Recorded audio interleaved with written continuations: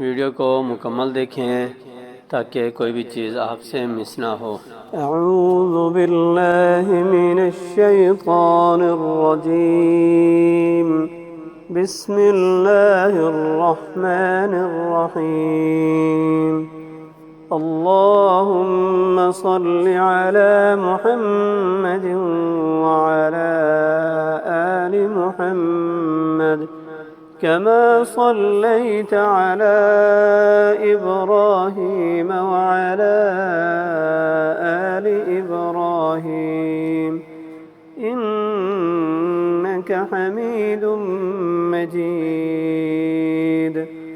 اللهم بارك على محمد وعلى آل محمد كما باركت على إبراهيم وعلى آل إبراهيم إنك حميد مجيد.